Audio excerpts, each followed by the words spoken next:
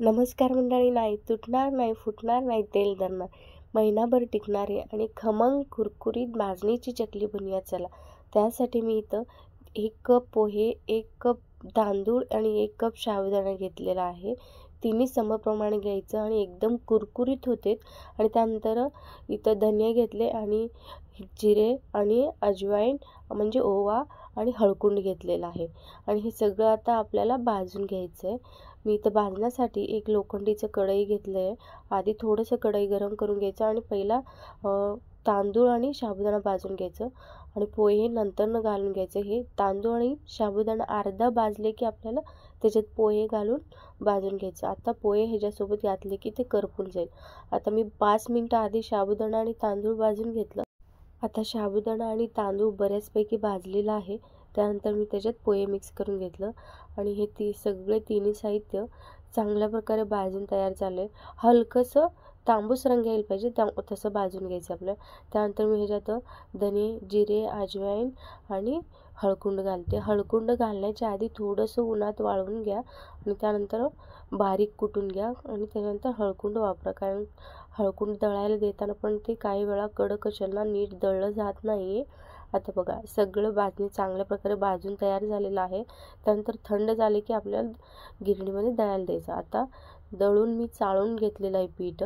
ज्या कपाने मी तांदूळ आणि पोहे आणि हे साबुदाणा घेतलं होतं ना, त्याच कपाने मला आता इथं 2 कप पाणी घ्यायचं आहे आणि त्याच्यात चांगलं उकळी काढून घ्यायची 2 कपाच्या पाण्याची. त्यानंतर त्याच्यात थोडंसं 2 चमचे एवढं तेल घालायचं. तेलाऐवजी तुम्ही तूप पण घालू शकता, बटर पण घालू शकता. त्यानंतर थोडंसं अजवाईन, थोडंसं तीळ आणि हळकुंड घातलेलं आहे ऑलरेडी आपण. थोडंसं हळकुंड घालायचं आणि लाल मिरची पावडर घालायचं. गरजेनुसार मीठ घालून घ्यायचं आणि एका हाताने हलवायचं आणि एका हाताने पीठ घालायचं. असं करून आपल्याला सगळं पीठ चांगल्या प्रकारे मिक्स करून घ्यायचं आणि त्यानंतर पीठ मुरायला ठेवायचं आहे आपल्याला. आता सगळं पीठ चांगलं मिक्स झालेलं आहे आणि एक 15 मिनिट मुरवायला ठेवायचं आहे. आता मी 15 मिनिट झालं. आता त्याला चांगल्या प्रकारे फिरवून घेईन एकदा. त्यानंतर दुसरं एक परातमध्ये नाहीतर एक टोपलीत काढायचं पीठ आणि हलकंसं कोमट पाणी घालून चांगल्या प्रकारे पीठ आपल्याला मळून घ्यायचं आहे. चकलीच्या पिठाला मीठ कमी आणि तिखट जास्ती झाले असेल तर तुम्ही आत्ताच चेक करून घेऊ शकता. मीठ कमी पडलं असेल तर थोडंसं वरनं मीठ घाला आणि चांगलं पीठ मळून घेतलं की सगळं चांगल्या प्रकारे मिक्स होईल. आणि तिखटसुद्धा देखील घालून चांगलं पीठ मळलं ना, सगळं चांगल्या प्रकारे मिक्स होईल. आता पीठ मळून तयार झालेलं आहे. मी थोडंसं कडकच पीठ मळून घेतलेलं आहे.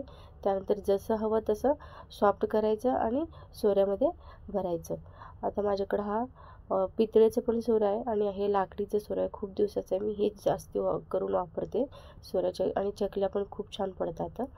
आता ह्याच्यातनं चकल्या करून घ्यायचे. आधी मी एका कोलपटला तेल लावलं त्याच्यात सोऱ्याने मी चकली करून घेते. चकलीच्या एका साच्यामध्ये किती चकल्या होते ते सगळं कोलपटवर करून घ्यायचं. त्यानंतर आपल्याला एक बॅच करून तळून घ्यायचं चांगल्या प्रकारे. आता मी एक करून एका सोऱ्यामध्ये किती चकल्या होत्या तेवढं सगळं मी करून घेईन. त्यानंतर तळून घ्यायचं ते. चकलीची भाजणी करताना आपल्याला अजिबात डाळीचा वापर करायचा नाही. कारण डाळीचा वापर केले की चकली मऊसूत होतात आणि तेलकटही देखील होतात, जास्ती दिवस टिकणार नाही. एका साईडला आपल्याला चकली बनवून घ्यायचं आहे आणि दुसऱ्या साईडला आपल्याला तेल गरम करायला ठेवायचं आहे. एका साच्यामध्ये चकलीच्या मिनिमम छोट्या आकाराची केलं तर 7 ते 8 होईल आणि मोठ्या आकाराची केलं तर 5 ते 6 होईल. मी छोट्या आकाराची चकल्या बनवून घेतलेलं आहे. तेल पण अगदी चांगल्या प्रकारे गरम झालेलं आहे. आता चकलीच्या एका साईडचं चांगलं तळून वर तरंग ते तेलामध्ये आता पलटून घेते.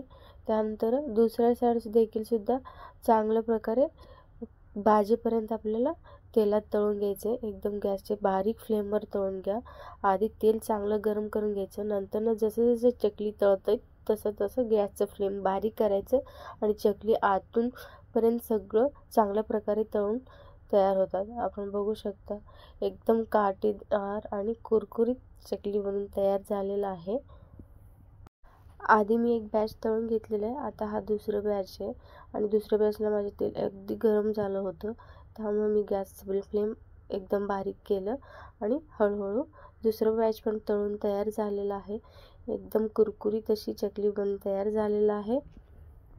चला तर मंडळी, कमी तेल पिणारी आणि एकदम कुरकुरीत आणि काटेदार चकली बनून तयार झालेला आहे.